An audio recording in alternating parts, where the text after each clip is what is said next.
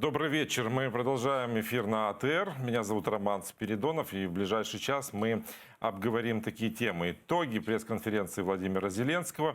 Поговорим о том, как сейчас при условиях пандемии коронавируса и карантина пересекать границу, административную границу с оккупированным Крымом. Обсудим инициативу оккупантов, россиян, собрать неформальную видеоконференцию членов Совбеза ООН по формуле АРИА.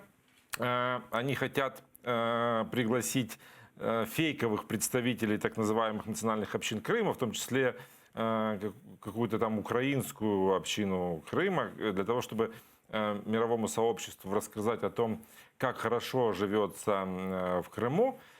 Есть уже и реакции нашего Министерства иностранных дел на эту инициативу. И, собственно, нашего представителя в ООН есть реакция.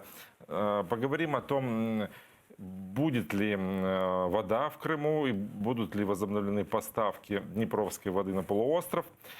И поговорим о ситуации, связанной с политическими узниками, которые находятся на территории России и в оккупированном Крыму, в российских тюрьмах, потому что ситуация с ними складывается сейчас не очень простая. Как заявил президент Владимир Зеленский, продолжение переговоров по обмену и по возврату наших политузников будут продолжены после того, как закончится эпидемия COVID-19. Но родственники политузников уже потеряли надежду на то, что это может в ближайшее время произойти. Они провели акцию под офисом президента и пришли навстречу к омбудсмену по правам человека Людмиле Денисовой для того, чтобы рассказать, что нужно наладить какой-то диалог родственников с главой государства, для того, чтобы было какое-то представление и понятие о том, когда же мы можем ждать освобождения наших граждан из российских тюрем. Карантин карантином, пандемия пандемией, но в Киеве уже несколько недель на дорогах пробки. И это вносит коррективы в наш эфир. Мы ждем гостя, который будет с нами, вместе со мной в этой студии обсуждать эти темы. Это политолог Олег Саакян. Мы надеемся, что он появится с минуты на минуту.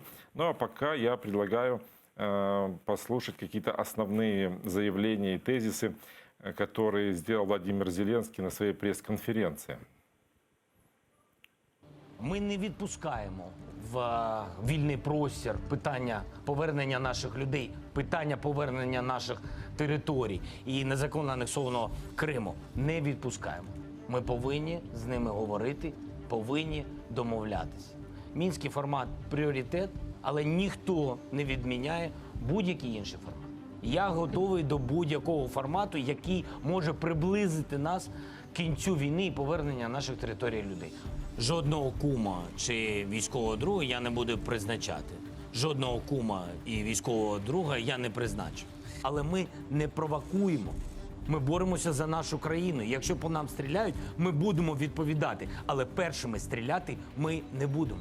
Я думаю, вони так керували державою, що їх чекає дуже багато різних пригод і різних вироків. У нас 12 мільйонів пенсіонерів в країні. Дуже складно підвисити одразу всім. Вас можна дивитися, слухати вас складно. Я всім відрізняюсь від Порошенка.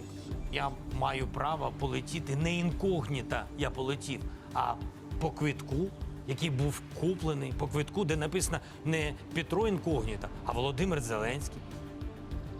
Хочу попросити, щоб не чіпали моїх дітей і мою дружину. Вони не мають до цього відношення. Ну, вот такие основные тезисы, которые, по мнению наших редакторов, тезисы, которые озвучил президент Владимир Зеленский на своей пресс-конференции. Как вы услышали, он говорил о договоренностях и о переговорах с Россией об освобождении наших территорий, об освобождении Донбасса. Говорил о том, что готов найти какие-то новые площадки для того, чтобы говорить о деоккупации Крыма. И он об этом готов говорить и в минском формате, и искать какие-то новые площадки. Но вот какие конкретно площадки Владимир Зеленский не назвал. Он и говорил, комментировал и о своем отношении к назначению друзей на основные ключевые должности в стране и заявил, что никаких кумовьев, в отличие от предыдущих властей, у него нет. Когда говорил о том, что все его друзья назначены на такие ключевые должности, как глава офиса президента, как глава СБУ, но он сказал, что он доверяет этим людям, и без них он не может. Он назвал, что он не врет, он самый честный президент. Говорил о пенсиях, которые невозможно повысить, потому что в стране кризис, а пенсионеров у нас очень много. Конечно же, он не обошел тему и пятого президента Петра Порошенко. Говорит, что он очень от него отличается. И при этом во время своей пресс-конференции он говорил, что Петра Порошенко ждут уголовные преследования. Была затронута тема пленок переговоров Порошенко с Байденом, вероятным кандидатом на пост президента Соединенных Штатов Америки. Якобы тот на этих пленках предлагал Петру Порошенко уволить генерального прокурора Виктора Шокина, который занимался расследованием компании «Бурисма» на территории Украины, которой владеет сын Байдена. Ну, вот такие ключевые темы, которые мы будем обговаривать с нашим гостем, который, я надеюсь, вот-вот появится в нашей студии. А начнем мы с одной драматичной истории, которая возникла из-за карантина. Безусловно, меры, которые предпринимает государство, они очень важны для того, чтобы обезопасить людей от опасной болезни, от которой нет лекарства. Но из-за того, что были закрыты границы, многие наши граждане столкнулись со сложной проблемой. Это проблема перемещения через административные границы, как на Донбассе, так и в Крыму. С определенного времени выехать и въехать в Крым можно только если, допустим, с оккупированного Крыма въехать на материк можно только если есть прописка на материке, и въехать в Крым можно только если есть регистрация на полуострове. И вот из-за этого многие оказались замкнутыми за пределами своих домов. И сейчас мы расскажем историю одной крымчанки, ее зовут Галина. Дело в том, что ей необходимо было лечение на материке, и она попыталась выехать из Крыма на материк, но ее не пропустили наши украинские пограничники, ссылаясь на запрет. Когда она вернулась, провела определенные переговоры и было получено разрешение, что все-таки это гуманитарная причина, по которой все-таки пропускают, она вторую предприняла попытку для того, чтобы выехать, но тут ее уже не пустили российские ФСБшники. И в результате лечения, которое было необходимо, было срочно, она его не смогла получить. С нами сейчас на связи ее сестра Лилия Вашатко. Добрый вечер, Лилия. Добрый вечер. Уточните, пожалуйста, я правильно пересказал историю вашей сестры? Ну, немножечко неправильно, но в целом правильно. История была следующая. 12 мая 2020 года моя сестра как раз выехала из Крыма, и на КПВ «Каланчак» она была остановлена нашими пограничниками, хотя на руках она имела все документы о том, что она едет на лечение в Украину. Ее с 22:30 до 2 ночи продержали пограничники, и в итоге потом просто отказали во въезде. О том, что она не сможет больше въезжать в Украину, пока не закончится карантин, в Крыму ее также на границе предупредили. Она подписала соответствующий документ, что выпускают ее ровно один раз. Они также знали, что она едет на лечение. Но согласно внутреннему постановлению уже Российской Федерации, выезд граждан, которые имеют другие паспорта других государств, возможен во время карантина лишь один раз. Поэтому она такой документ, как я уже сказала, подписала. И свой единственный шанс выехать на лечение для получения 7-й химиотерапии она потеряла вот в этой буферной зоне между КППВ «Каланчак» и крымской границей. Вот такая вот история. И хотела от себя еще добавить, слышала, вы, Роман, говорили о том, что коронавирус очень страшная болезнь. Знаете, вот не такая уж она и страшная, как нам ее тут рисуют. Хотя бы по данным и цифрам, которые нам дают, и смертности коронавируса. Вот, например, за 2 месяца в Украине люди от онкологии умерли в количестве 13 тысяч человек. А от коронавируса, можно сказать, намного меньше. Ну, это может быть в том числе и благодаря предпринятым карантинным мерам, но не будем сейчас об этом спорить. К сожалению, пропал Вот. сигнал. Вот такая история. Пропал сигнал с нашей собеседницей. Может быть, нам сейчас удастся его восстановить, потому что очень хочется узнать, чем эта история закончилась. Сейчас наши редакторы эту связь восстановят, подсказывают, что уже есть. А скажите, пожалуйста, что сейчас с вашей сестрой? С сестрой, значит, 7-ю химию, так как она не смогла получить у нас здесь в Украине, имея на руках все документы с онкоцентра и отказ пограничников, у нас в течение прошлой недели началась такая, так сказать, борьба, что же делать дальше. Лечится она здесь в частной клинике у нас в Киеве, поэтому мы договорились с врачами частной клиники на покупку лекарств, для того, чтобы химиотерапию ей прокапали уже, соответственно, в Крыму. Мы выкупили лекарства, и начался вопрос, как теперь их передать, эти лекарства, потому что никто особо не хочет такими вещами заниматься. Мало того, что сейчас очень мало переездов между материком и Крымом, и те, кто все-таки едут в Крым, они прекрасно знают, что их заберут на 2 недели на обсервацию. И там началась у нас новая история. Значит, я нашла в воскресенье женщину, которая рискнула взять. Большое ей спасибо. Это Валентина из Алушты. Она сейчас на обсервации в Мисхоре, насколько я знаю. За то, что она согласилась взять весь пакет лекарств, который мы здесь вместе с врачами-химиками подготовили. Они расписали полностью весь график, как капать, сколько капать. Значит, приехала она с воскресенья на понедельник на полуостров. Наши пограничники ее пропустили, так как у нее прописка была алуштинская. И тут началась история с передачей лекарств. Так как ее должны были забирать на обсервацию в Мисхор, ее не выпускали. То есть она прошла там пограничников, всю процедуру, но ее не выпускали на то, чтобы она вышла на улицу. Ее там закрыли в каком-то бобике, и она около 9 часов просидела в этом бобике, когда ждала, чтобы за ней приехала машина и забрала ее на обсервацию. По сути, и в принципе, меня многие предупреждали, что возможности передать лекарства не будет вообще, так как в России не дают людей, которые увозят на обсервацию, даже личных вещей на передачу там родственникам или кому-то.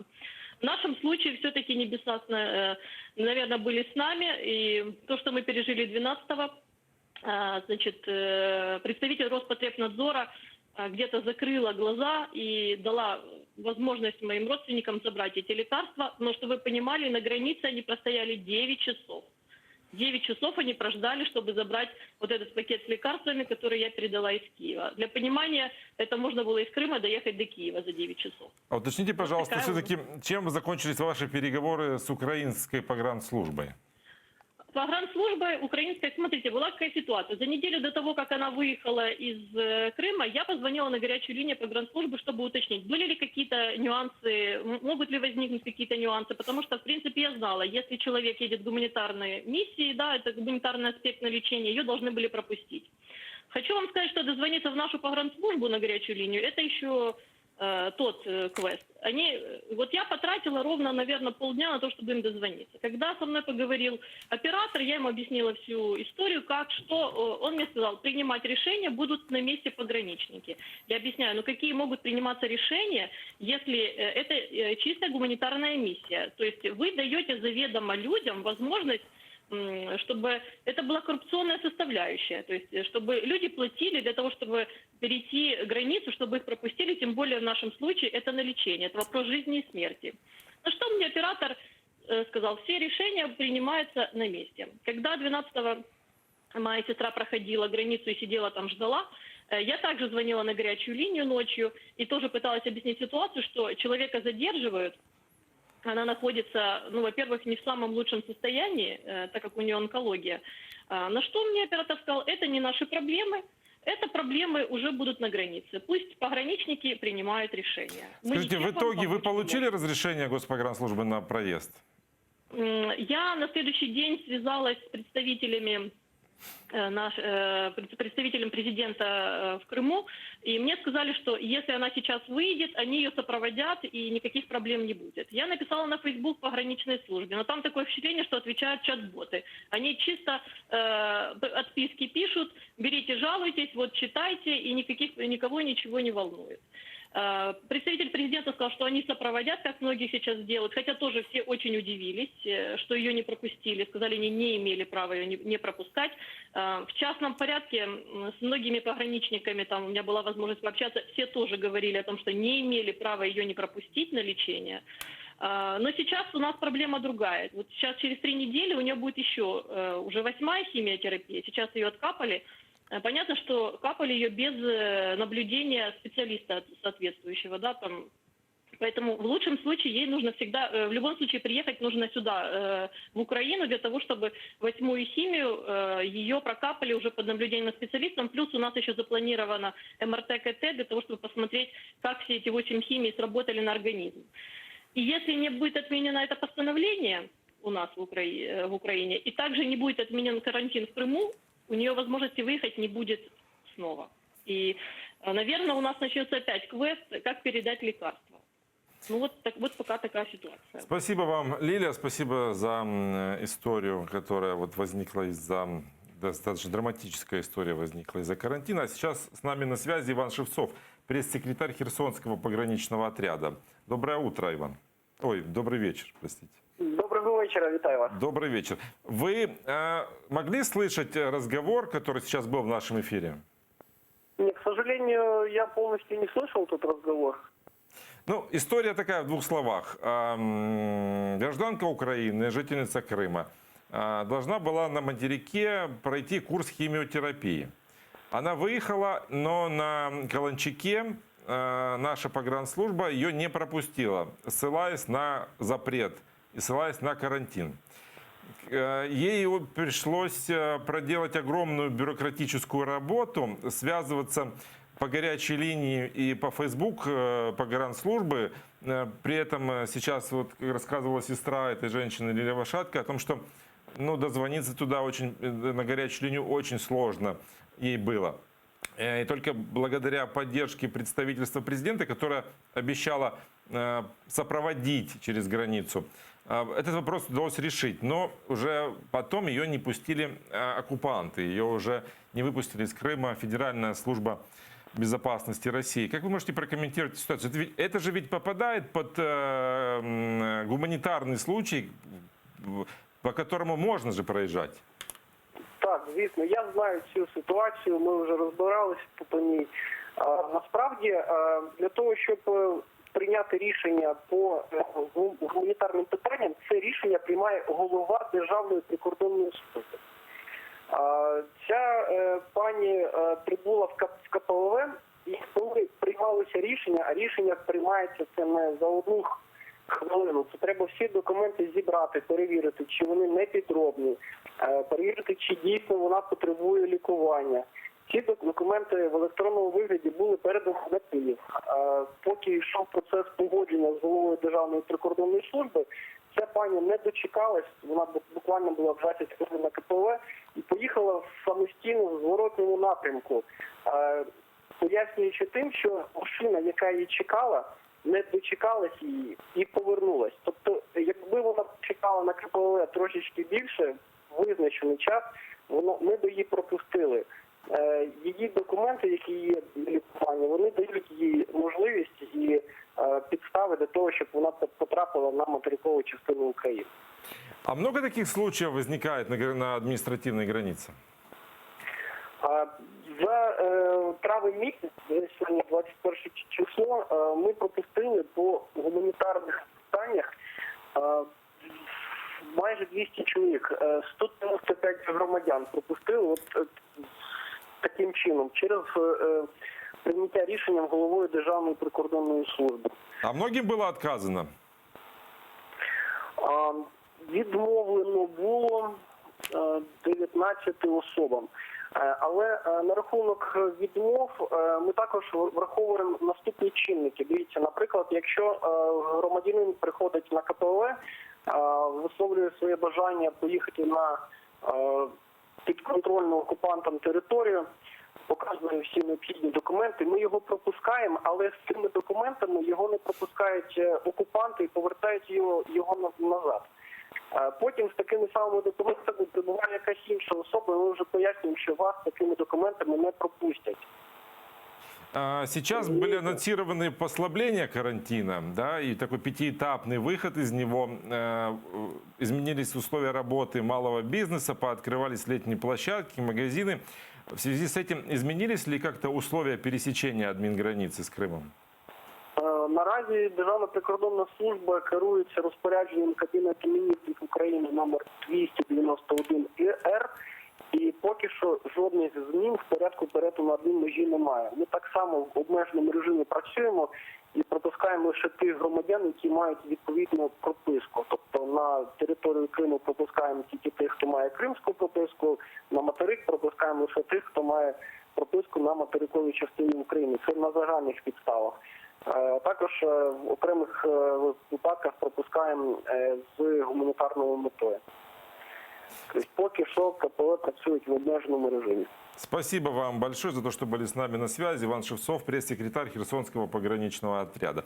А сейчас с нами на связи Юлия Лисова, адвокат и советник Общественного центра правосудия. Добрый вечер, Юлия. Я знаю, вы занимались этой историей. И вот в качестве, наверное, арбитра, когда юриста, поясните эту ситуацию. То есть по версии пострадавших, их не пропустили, потому что возникли бюрократические препоны. А как нам сейчас сказал руководитель пресс-службы Херсонского погранотряда Иван Шевцов, просто жительница Крыма не дождалась там каких-то 20 минут, чтобы ее пропустили. Вот как в этой ситуации нужно вести себя людям? На самом деле мне сложно комментировать, потому что я не присутствовала при этом всем, но я могу прокомментировать, что само распоряжение, которое запрещает перемещаться на середине территории Украины гражданам Украины, является дискриминирующим и незаконным. Потому что даже наряду с коронавирусом гражданам Украины не запрещено перемещаться между областями и даже не запрещено возвращаться из других государств, в том числе из Российской Федерации. Вместе с тем, по непонятным мне причинам, по необъясненным правительством причинам, запрещено гражданам Крыма, например, переезжать из Крыма в Херсон и из Херсона в Крым. Поэтому данное распоряжение является незаконным и неконституционным. По поводу того, что когда на возмущение правозащитников правительством были внесены изменения и было дополнено, что на гуманитарных основаниях могут принимать индивидуальное решение о пропуске людей, по моему мнению, оно является тоже несовершенным. Нигде не имеется перечня гуманитарных оснований, чтобы люди могли с ними свериться и проверить, подходит ли ситуация под гуманитарные основания, либо не подходит. Пограничники каждый раз на свое усмотрение принимают это решение, что является недопустимым. И кроме того, пограничники никаким образом письменно не оформляют эти и отказы. Поэтому у людей нет возможности проверить, почему им было отказано, а также жаловаться. Спасибо вам за ваш комментарий. Такая вот история. Я представляю гостя нашей студии, Олег Саакян, политолог. Наконец-то добрался, несмотря на Добрий вечір. пробки. И Сьогодні проблемы. колапс, якого Київ давно не знав. Просто всі дороги стоять, і пробки починаються під під'їздом і завершуються отут, на розі у вас. Такой вот карантин. Да. І судячи з цього, люди його вже в явочному порядку собі відмінили, і всі по своїх справах користуються тими засобами, якими можуть для того, щоб добиратися. Відповідно, ми бачимо, що всі дороги просто перевантажені. Но, тем не менее, карантин повлиял и на международную политику, и на политику освобождения наших политических узников. Об этом говорил президент Владимир Зеленский на своей пресс-конференции. И в ответе на вопрос журналистов, нашего журналиста Гульсум Халиловой, которой удалось с трудом задать вопрос про Крым. Единственный вопрос про Крым, который был за почти 3-часовую пресс-конференцию. На самому прикінці і вже поза загальною програмою питань. Вырывая буквально слово у пресс-секретаря. Президент Владимир Зеленский сказал, что вопросом возвращения политузников будем заниматься после карантина. Если у нас есть цитата, давайте послушаем. Давайте послушаем. Зараз говоримо вже з Російською Федерацією про можливий обмін після ковіду. Чесно кажучи, я хочу, щоб ми, незважаючи на ковід-19, про це говорили, повернення наших політв'язнів, які знаходяться в Росії чи знаходяться в тюрмах Криму. І з Німеччиною, і з Францією, з усіма ми говорили. Всі підтримують, що одразу після спаду ковід-19 у нас повинна бути зустріч в нормандському форматі. Ну вот очередное препятствие, карантин. И тут же и президент затронул тему переговоров по Крыму в нормандском формате. И также он говорил, что было бы неплохо найти какую-то площадку. Давайте обсудим эту ситуацию. Ситуацию, связанную с возвращением наших политических узников. Есть ли какой-то прогресс? Ну, на жаль, очевидного прогресу складно очікувати в цій ситуації. Ми бачили декілька обмінів, які вже відбувалися, але з окупованими територіями Сходу України.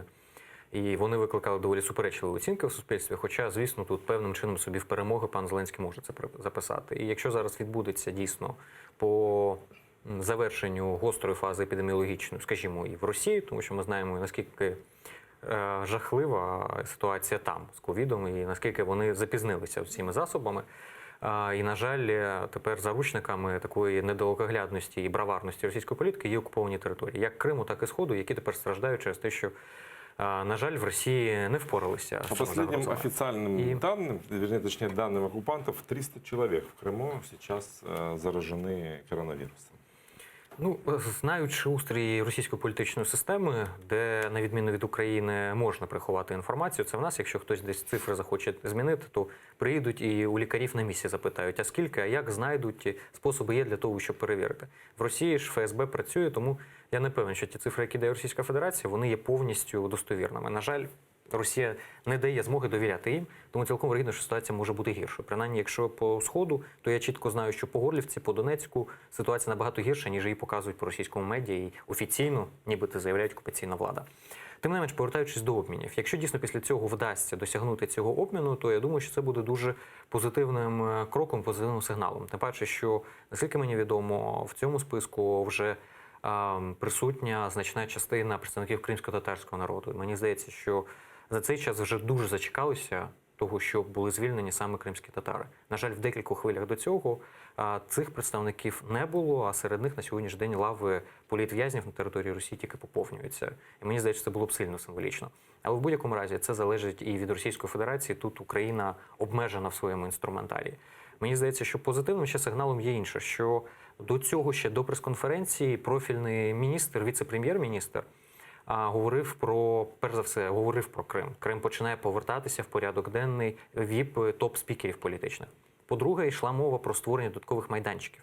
Причому без ілюзій того, що ці перемовні майданчики зможуть мати певну ефективність, скоріше йде мова про створення майданчиків або союзницьких, або інформаційних, певних майданчиків, на яких будуть збиратися інші суб'єкти і без Російської Федерації, для того, щоб її примусувати чи створювати умови, в яких Росія буде змушена деокуповувати території, чи принаймні не посилювати свій тиск. І третій момент звідсиля ж з цих заяв. Якщо ми подивимося останні пропозиції від профільного міністерства до програми дій уряду, то багато хто критикує те, що змінився підхід в структурі міністерства і в пропозиціях. Що тепер немає окремого департаменту по Криму, окремого департаменту по Сходу, що тепер міністерство переструктуровується під проблеми. Але в цьому є і позитивна, як на мене, сторона. В тому, що чи не вперше в цій програмі і тих пропозиціях не розділяється питання Криму і питання Сходу. І, відповідно, якщо ми говоримо про права людини, то ми будемо одночасно говорити про обидві окуповані території. Якщо ми говоримо про питання деокупації, питання інформації, гуманітарних, адміністративних інших послуг, ми так само будемо говорити про дві. І тоді зникне в оцей момент певної змагальності в українському інформаційному просторі, коли більше говорять про Схід, тому що стріляють, тому що війна йде, тому що Росія готова про Схід говорити, а Крим вона виносить за скобки. Оця змагальність того, що Крим весь час знаходиться ніби в тіні Сходу, воно можливо і цілком вірно буде зникати, принаймні в нормативно-правових актах. І я дуже хотів би, щоб Крим і Схід розглядався політичною елітою як невід'ємні частини не тільки України, суверенітету, територіальної цілісності, а й державної політики. Для того, щоб не було цього відчуття ображеності або у перших, або у других. Всі сини України і доньки мають бути однаково важливими і однаково в фокусі уваги української держави. Если говорить о взаимодействии власти с коренным народом, с представителями коренного народа крымскими татарами, как вы оцениваете решение президента создать рабочую группу по взаимодействию, вот в которую, как нам вчера говорил председатель Меджлиса Рифат Чубаров, войдут, скорее всего, депутаты крымские татары, Рустем Умеров, Мустафа Джемилев, сам Рифат Чубаров в эту группу войдет и Ахтем Чигос. Як ви оцінюєте таке рішення? Я думаю, доволі позитивне рішення. І воно просто запізнилося трішки в часі, тому що до цього були неформальні зустрічі, були неформальні комунікації, наскільки мені відомо, між представниками кримськотатарського народу і владою центральною. Было две встречи. Одна была буквально в начале президентства Владимира Зеленского, когда он встречался с лидером крымско-татарского народа Мустафой Джемилевым и Рифатом Чубаровым. И вторая была 18 мая. Она уже была более в широком формате, с участием постоянного представительства президента України. Але певні комунікації, вони відбувалися все одно в менш формальних речах по конкретних проблематиках. І стосовно, наприклад, ініціативи по побудові житла для біженців, бо внутрішньопереміщеним особам мені дуже не подобається взагалі так називати, але тим не менше, для ВПЛів з Криму. Там тривали певні перемовини і стосовно землі, і стосовно багатьох питань, де долучені були представники кримськотатарського народу. Багато речей. Але символічного, реального майданчика, в якому б підкреслювалась би статусність питання, його не існувало. І мені здається, що він створюється зараз з запізненням. Ну, але краще пізно, ніж ніколи. Інша справа, що певним чином, мені здається, оце розділювання українців і кримських татар дуже часто воно створює певне спотворене сприйняття ситуації. Тому що кримські татари – це також українці. Це такі ж самі громадяни, це абсолютно рівні і люди, які навпаки потребують додаткової уваги через те, що опинилися зараз в тих становищах, коли їх етнічна батьківщина як корінного народу України, вона є окупованою. Тобто люди втратили навіть свою батьківщину. Я, наприклад, є зі Сходу, але я є українцем, в мене є велика Україна. А кримський татар – це малий народ, у якого Крим відібрали просто. І, звісно, це створює певну додаткову увагу. Але мені здається, що дуже часто тут в погоні за позитивом, за тим, щоб кримських татар дійсно підтримати, дуже часто в піарівських ініціативах, дуже часто далеко не щиро, і цим не гребувала в цілому українська політична еліта не одне десятиліття. Так само, як і Крим, дуже часто сприймали виключно як база відпочинку. І, на жаль, Криму не було присутньо в українській політиці по-серйозному. Як місця, де люди живуть, розвиваються, де є культура, тощо, відповідно, Крим завжди залишався такою літньою дачею. Але мені здається, що тут важливо, окрім створення майданчиків, от завершу цю думку, створити і певні моделі позиціонування. Коли з одного боку кримські татари залишаться в фокусі уваги української держави, і це буде чільне місце, коли не буде питань до того, що не зустрічалися, до того, що не існує інструментів, до того, що весь час приходиться про себе нагадувати тощо. Але при цьому і не буде відчуття виключеності певної, тому що мені доводилось чути навіть від знайомих моїх представників кримців, кримських татар, про те, що кажуть, ну вибачте, в країні президент етнічний єврей, в Україні міністр внутрішніх справ етнічний вірменин. У нас половина топ-політиків мають по прізвищах навіть певні етнічності, але їх весь час українцями вважають і сприймають просто як невід'ємно. А по кримських татарах дуже часто навіть з позитивними мотивами, можливо, але весь час ніби виокремлюють, ніби існують українці, а існують окремо кримські татари.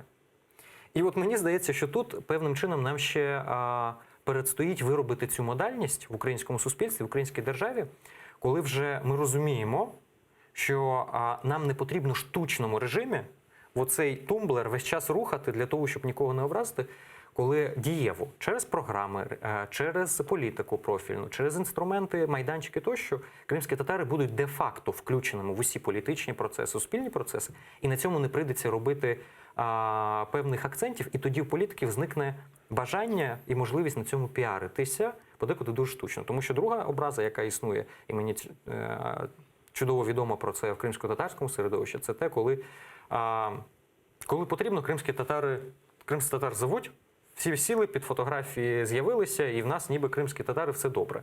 А в режимі нон-стоп частина питань після цього стає на паузу, і вони не вирішуються. І тоді знову до чергової круглої дати фактично питання заморожене, і про нього згадують тільки коли або певна річниця, або певне свято, або просто кримські татари вже знаходять можливості для того, щоб актуалізувати це питання явищним порядком. Чи в парламенті, чи через акції, чи через якісь інші способи. Почему так происходит? Тому що ми за роки незалежності так і не виробили моделі внутрішньої інтеграції. В нас повсякчас виникають питання з абсолютно різними групами. Зараз просто ми тут більш актуально кажемо про кримських татар. А направду в нас так само по всіх категоріях населення, чи ми візьмемо етнічний поділ, чи ми візьмемо соціальний поділ, чи ми візьмемо людей з інвалідністю, ми візьмемо ветеранів, ми візьмемо науковців. Неважливо, хто це буде, от будь-яка група людей, вона в Україні не має можливості достукатися і не має профільної політики. Це говорить про кризу в політичній еліті, в баченні розвитку країни і в розумінні місця всіх цих пазликів в загальній картині. І це вже проблема того, що російська агресія і окупація на сьогоднішній день вони створюють екзистенційні загрози для існування України і просто актуалізують те, що нам потрібно займатися державотворенням не на словах і не на папірцях, а в дійсності. А це потребує візій, це потребує бачень. І це за що критикували всю українську владу, включаючи сьогоднішню, коли ми фактично реагуємо, а не проактивно формуємо політику. Тому для мене достатньо позитивним лунали меседжі стосовно можливості створення майданчику по Криму, стосовно перезавантажень в міністерстві і певних ініціатив, які на сьогодні висуваються. Якщо взяти ті пропозиції, які до державної програми уряду, програми дій уряду, то чи не вперше там з'являється комплекс заходів по окупованих територіях, починаючи з гуманітарного, з отримання документів, адміністративних послуг, людей з інвалідністю, освіти тощо, тобто тих питань, які от є такими специфічними, завершуючи питаннями інфраструктури, національної єдності, соціальної згуртованості, себто такими масивними і дуже об'ємними. І в всьому цьому спектрі розписано і приймало в цьому участь більше, те, що я принаймні публічно побачив, більше, по-моєму, 11 чи 12 громадських організацій, а за якими стоїть ще пули організацій. Но это все должно быть закончено выработкой стратегии деоккупации. Я чесно вам скажу, я не певен, що в Україні взагалі релевантно казати про стратегію. Я так само про це люблю казати, часто кажу, але щиро я не певен, що сьогоднішня держава в тих інституційних нормах, в яких вона існує в тому вигляді, нереформованою, вона здатна реалізовувати будь-які стратегії. Зазвичай стратегії – це фігові лістки, якими прикривають просто власну недієздатність. Коли дуже добре все написали в документі, але береш, читаєш і розумієш, що одне суперечить іншому, і ця стратегія написана рівно для того, щоб вона ніколи не реалізувалася. Мені було куди ближче, якби було сформоване бачення. Якби я бачив в різних документах... Ну, це не одно і те ж. Не зовсім. Стратегія – це похідна від бачення. Тому що бачення може розпадатися і на тактичні кроки в певному сенсі. І тоді стратегія, вона відіграє другорядну роль, якщо є спільне бачення. Тобто є чіткі цілі, є чіткі принципи, є чітке розуміння сценарності підходів тощо. І тоді цілком вирогідно, що ця річ може бути більш мобільною в прийнятті і нехай більш фрагментованою. Але вона, по суті, залишиться цілісною. І це, мені здається, більш реалістично в українських умовах. І певні, скажімо, дуже стримано оптимістичні нариси цього я бачу. Принаймні, останнє інтерв'ю того ж пана Резнікова, вони говорять як мінімум про політичну волю до цього. І чи не вперше в Україні людина, яка буде займається окупованими територіями, вона має колосальний інструмент. Це міністр, це віце-прем'єр, себто впливи на інші центральні органи влади і можливість координаційної функції, тому що ціла низка питань лежить в сфері освіти, в сфері логістики, в сфері безпеки, тощо, де міністр на горизонталі просто не може на це впливати. Третє, він є членом Ради національної безпеки і оборони. І це так само один з інструментів, який дозволяє мобілізувати ресурс центральних органів влади. Тому шансів і можливостей зараз набагато більше, ніж було до цього. Як суто архітектура інституційна, мене вона більше задовільняє, ніж це було, наприклад, роками тому. Але це відповідальність більша.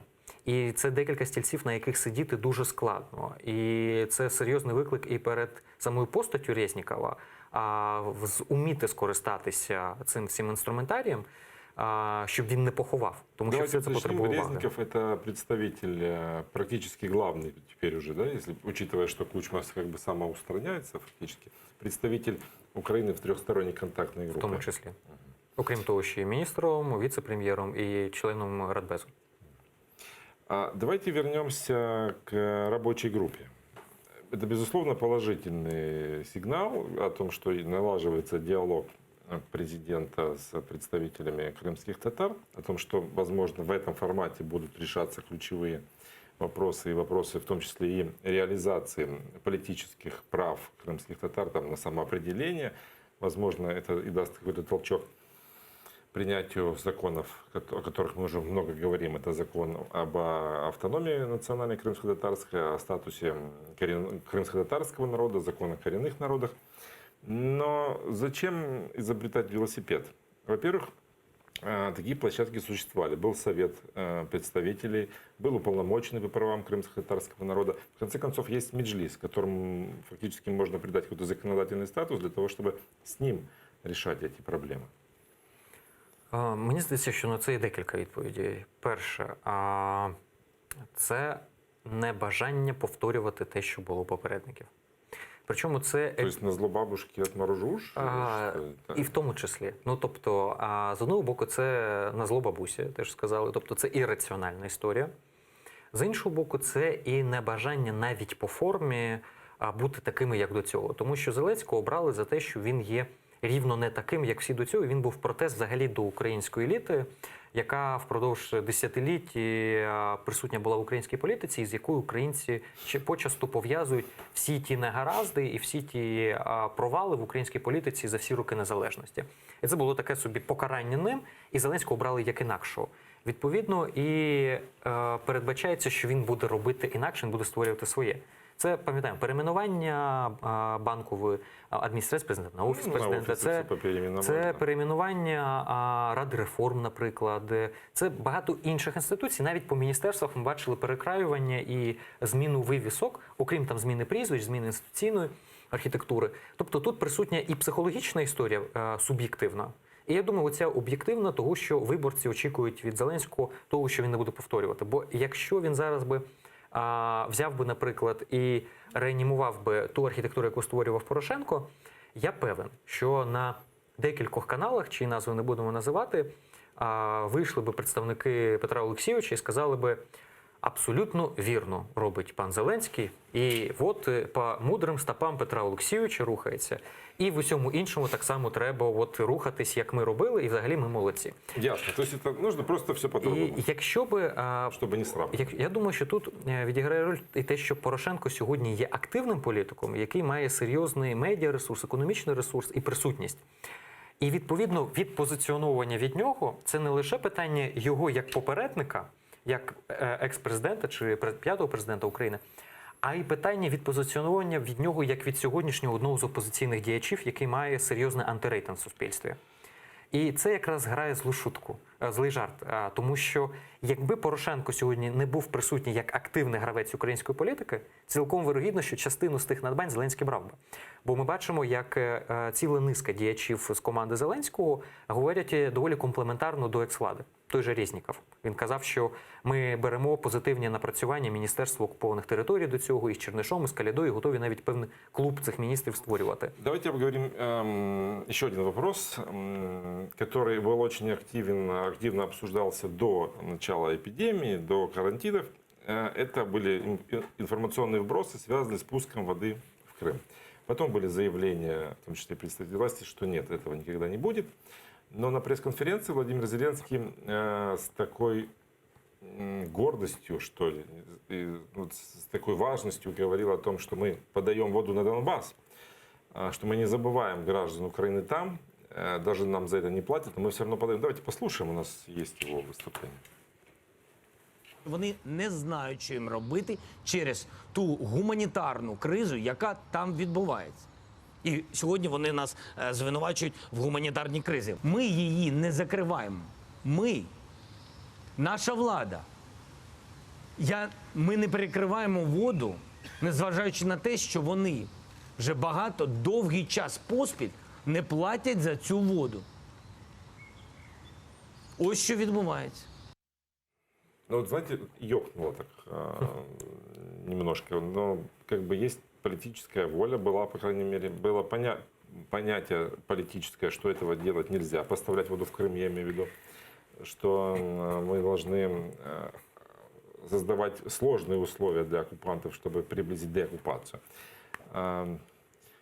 Ну, может, мои какие-то опасения напрасны? Дивіться, вони, можливо, і напрасні, але вони відображають думку значної частини суспільства. І цей страх, він існує не тільки у вас, не тільки в експертному середовищі, він існує в суспільстві. Мені здається, що тут є декілька моментів. Дуже тезово спробую. Перший. Питання війни на Схід і питання води для Сходу і питання води для Криму – це два абсолютно різних питання. Тому що по Сходу в нас водні артерії побудовані таким чином, що в нас через окуповані території поставляється вода питна і в цілу низку населених пунктів підконтрольних. Наприклад, той самий Маріуполь, у разі, якщо ми відрізаємо окуповані території, він залишається без води. У нас немає альтернативних.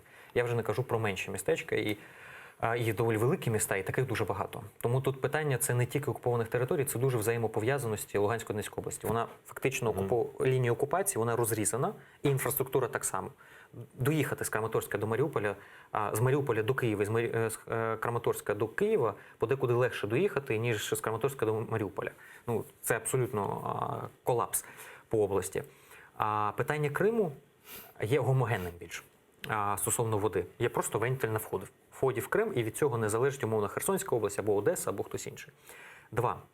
Криму окупація і потуга анексії Росії, вона визнає свою присутність і вона де-факто приєднала до себе. Тобто Женевська конвенція діє без будь-яких взагалі засторог, і в будь-яких майданчиках, де Росія буде намагатися розповідати про фашистську Україну, то що це все просто курам насміх.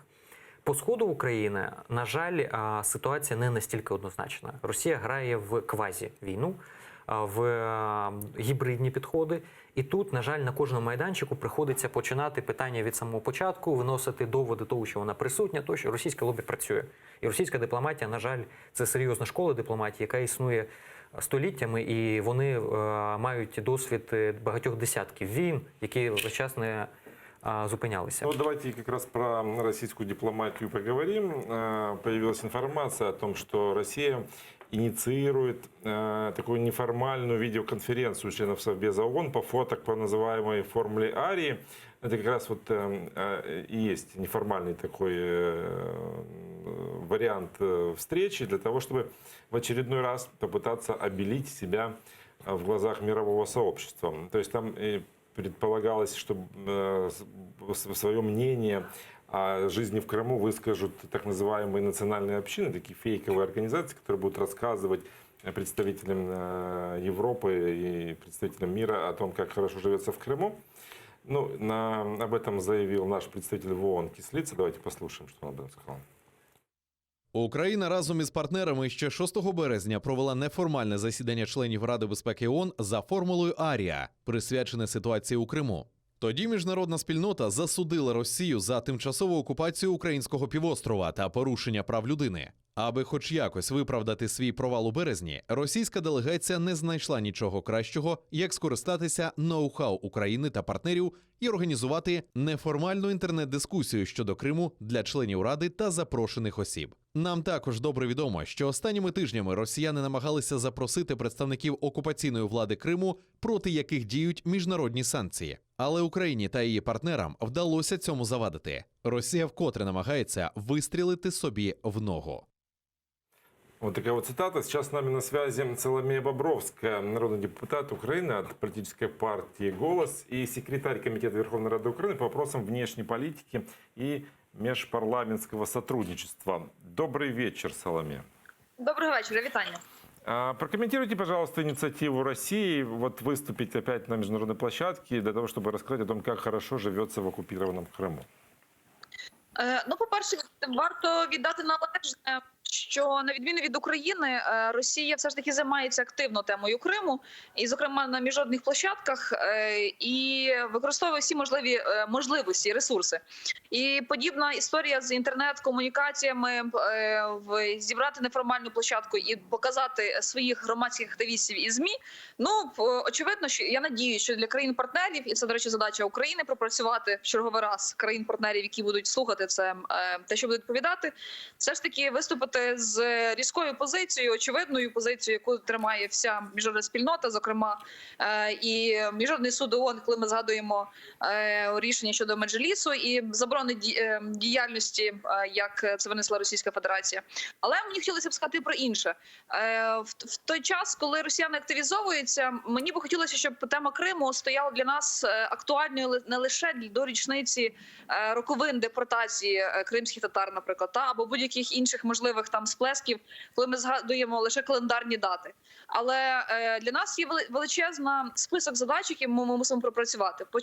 В першу чергу стратегію деокупації Криму або відношення держави Україна до півострову Криму на сьогодні. Що ми робимо з загрозами, які йдуть до нас з сторони Чорного моря? Це другий момент. Третя позиція. Коли у нас буде, наприклад, у вересні в Чорному морі навчання Кавказ-2020, як Україна реагує і чи ми працюємо на міжнародній площадці в цьому напрямку. І ще не менш важливо, за 6 років ми так і не спромоглися зробити площадку, яка би говорила про безпекові виклики в Криму. Тобто у нас є мінський, нормандський формат, який обговорює Донецьку, Луганську область, але немає у нас місця і площадки, де ми обговорюємо Крим. І мені здається, що це якраз проблема і виклик для держави, які чому ми продовжуємо не виконувати. Мені здається, що черговий раз це якраз задача для влади пропрацювати ці речі. Вони як ніколи актуальні. Ну, как сказал Кислица, это была как раз реакция России на наши действия, на наше представление ситуации, на наши заявления о действиях агрессора на оккупированных территориях. Можливо, але ми маємо розуміти свій порядок денний і за ним іти. Ще раз, недостатньо нам просто виходити 3 в рік чи 4 рази в рік, говорити про Крим і проблеми Криму. Ні. Це має бути частина стратегії України по відношенню до Криму. Я особисто, як народний депутат, її не бачу. І добре знаю, що майже ніхто не працює по стратегії безпековій Чорного моря, ми пам'ятаємо скандали щодо поставки води прісної для півострову і так далі. Є маса проблем, які держава не вирішує. Зокрема, ще раз наголошу, що майданчик, який повинен бути для обговорення проблем Криму, має бути створений. Чи це буде міжпарламентський вимір, чи це буде на рівні міністрів закордонних справ, але тим не менше, на жаль, цим ні Банкова, ні МЗС не займається. Спасибо вам большое за то, что были с нами на связи. Соломея Бобровская, народный депутат Украины, политическая партия «Голос». Спасибо. Ну, есть и реакция нашего МИД на попытку России в очередной раз запустить в мир какие-то фейковые заявления. Давайте послушаем. У той час, коли в Криму тривають репресії, Російська Федерація, зловживаючи процедурними можливостями, маніпулятивно просуває своїх фейкових емісарів на різні міжнародні заходи. Їхнім головним завданням є виправдання агресивної політики та прищеплення міжнародної толерантності до окупації Росією Кримського півострова. Ці зусилля є безперспективними. Ані подібні відверто пропагандистські операції Кремля, ані нікчемні квазіюридичні акти окупаційної влади не можуть змінити правового статусу Криму як невід'ємної складової території України в межах міжнародно визнаних кордонів чи похитнути спільну позицію міжнародної спільноти з підтримки суверенітету та відновлення територіальної цілісності нашої держави. Когда говорила Соломея Бобровская и говорила про стратегию, о том, что нужно активно работать, я видел вот определенное несогласие. Ну, лише один момент. Більшість з того, що сказала Соломія, абсолютно релевантне і абсолютно слушним є. Але частина з того, що було сказано, не до кінця. Наприклад, з питань безпеки можна критикувати просто дуже багато. Але тим не менш, і в виступі президента зараз на прес-конференції він сказав, що питання самооборони і вогня у відповідь на Сході, наприклад. І в заявах Резнікова про це йдеться мова. І найголовніше, що на рівні РНБО було розроблено концепцію чи стратегію, зараз точно не згадаю навіть, по обороні. безпекову стратегію. І вона зараз на підписі в Офісі президента. Я сподіваюся, що вона таки буде підписана в найближчий час. І там частково питання і Криму, в тому числі, чіпляється в цілому безпеки України. І це комплексна річ, яка дуже важлива. І тому тут є певне просування. З приводу майданчика були вже заяви низки профільних діячів, зокрема того ж Резнікова, про що ми з вами казали, що є принаймні політична воля на створення такого майданчика. І Зеленський під час прес-конференції про це заявляв. Просто питання в тому, що зараз ці слова вони мають перейти в активні дії. Будемо сподіватися, що команда пана Зеленського таки перейде до того, щоб реалізовувати ці заяви. І от тут я поки що залишаюся таким дуже стриманим оптимістом, тому що принаймні через рік ми отримали це. Тепер питання в тому, щоб створити додатковий тиск для того, щоб контролювати питання того, щоб це було реалізовано. Тому в частині пані Соломія абсолютно права і багато в чому повторились тим, про що я казав, наприклад, стосовно згадування про Криму тільки під різні дати.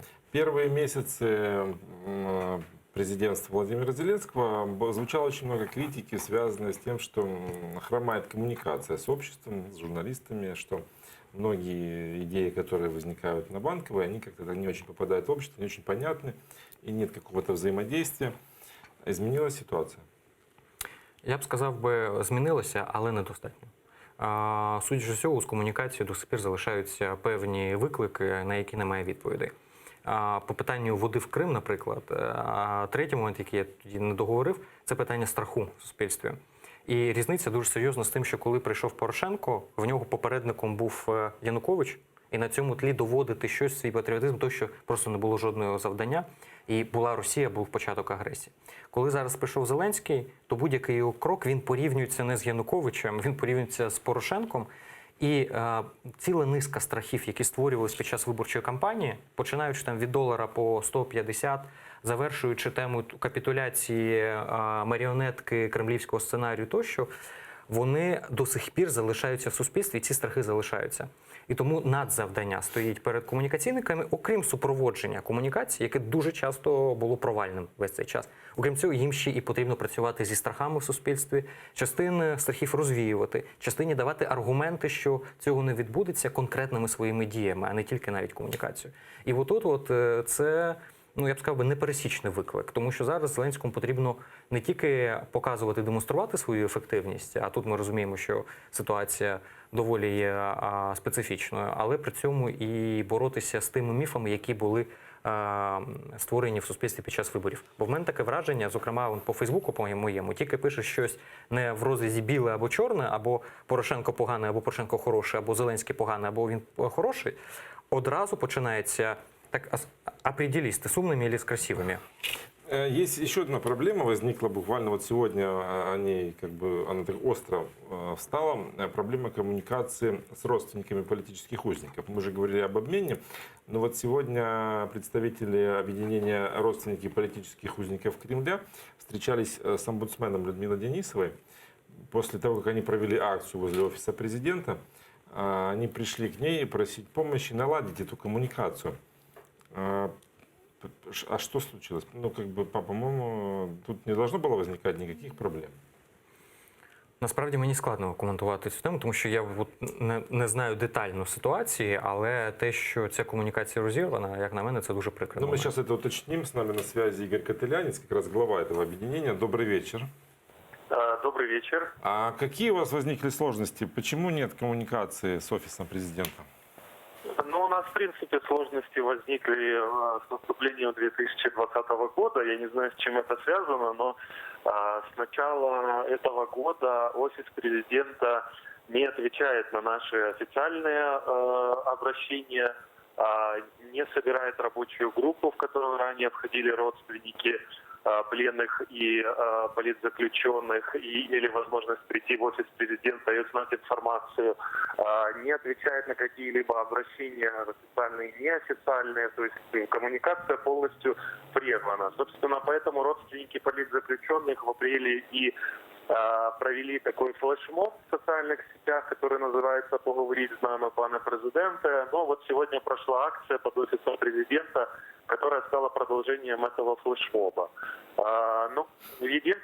Как бы требований было несколько, но основное требование это, чтобы Владимир Зеленский встретился с родственниками и честно рассказал о том, насколько вообще реальны перспективы освобождения политических заключенных, потому что мы слышали обещание, что обмен всех на всех, который включает политических заключенных, состоится до конца декабря 2019 года. Он не состоялся. Далее было обещание, что он состоится до конца марта 2020 года. Он не состоялся.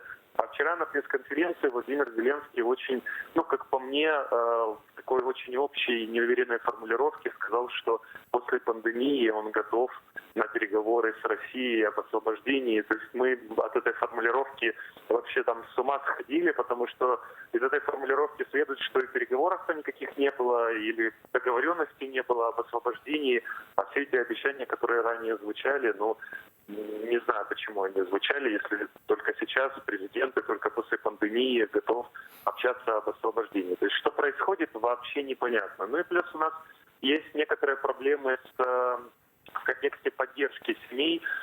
После смены кабинета министров, после обновления в феврале, как-то вот остановились процессы, связанные с поддержкой семей, то есть не перестали выделяться деньги, материальная помощь для семей, перестали в некоторых случаях адвокаты оплачиваться политзаключенным. Тоже вот как бы хотелось бы, чтобы эти вопросы были решены. Ну и третий важный вопрос. В прошлом году, в мае, ровно год назад, кстати, в мае, после инаугурации президента, мы с ним встретились, и он пообещал, что внесет в Раду законопроект о поддержке политзаключенных. Этого не произошло. То есть законопроект был разработан осенью, презентован в ноябре официально. Там и мы были, и Министерство ветеранов, которое также разрабатывало его, и другие организации. Мы его передали в офис президента. Полгода законопроект про поддержку политзаключенных лежит в офисе президента, и почему-то турборежим на него не влияет, то есть почему-то его не вносят в Верховную Раду, и никто его не рассматривает. Это вот третий такой основной вопрос. А ответы на свои вопросы мы не получили, к нам никто не вышел, нас снова проигнорировали. Пока что неутешительные результаты, скорее их отсутствие. И даже после встречи с Людмилой Денисовой нет никакой реакции? Встреча с Людмилой Денисовой была очень спонтанной. Дело в том, что родственники политзаключенных, которые сегодня принимали участие в акции, они приехали из разных уголков Украины. Кто со Львова, кто из Полтавы, кто из Днепра. И все они в условиях карантина, они нанимали машины, они платили, отрывали от себя эти деньги, они были уверены, что президент к ним выйдет, то есть они ехали на встречу с президентом. Встречи не произошло, и поэтому часть родственников подумала, что было бы, наверное, неплохо попытаться хоть с кем-то встретиться, хотя бы с Людмилой Денисовой. Собственно, пришли в офис Людмилы Денисовой, но она не отказала, встретились, поговорили, но это, скорее всего, такая, знаете, утешительная встреча, утешительный разговор, потому что конкретной какой-то информации, которая бы нас волновала, к сожалению, офис. Понятно. Спасибо вам большое за то, что были с нами на связи. Игорь Котелянец, глава объединения родственников политических узников Кремля. Ну и подводя итоги нашего эфира, который уже подошел к концу, давайте проанализируем буквально в 2-3 предложениях итоги пресс-конференции. Какие можно вынести? Можно ли говорить, что у нас теперь есть зрелый, опитний президент? Я б сказав би, що цією прес-конференцією просто ми вже побачили Зеленського не кандидата, і не вступаючи у президента в зобов'язання, а побачили Зеленського президента, в якому бореться оцей Зеленський, якого обирало суспільство, і Зеленський, який вже одягнув костюм президента, який вже стомлений, який вже розуміє весь тягар цього. І оцей ртутний президент, який нам достався від віртуального кандидата, він тепер набирає певних обрисів і він набирає певної форми, приймає її і стає вже президентом. Я думаю, що це був Рубікон певний і для самого президента Зеленського у відрізанні цього періоду і певному новому. А стосовно питання, яке підіймалося зараз, просто дуже швидко в плані дій Міністерства питань реінтеграції тимчасово окупованих територій, я просто нещодавно вивчав, і ми там свої правки давали, пропозиції.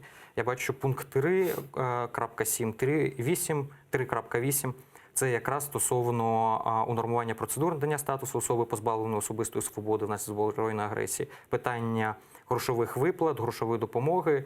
І тут розписано, хто, які постанови прийняти, тощо, і строк виконання впродовж 2020 року, ну, тому що там рік пишеться.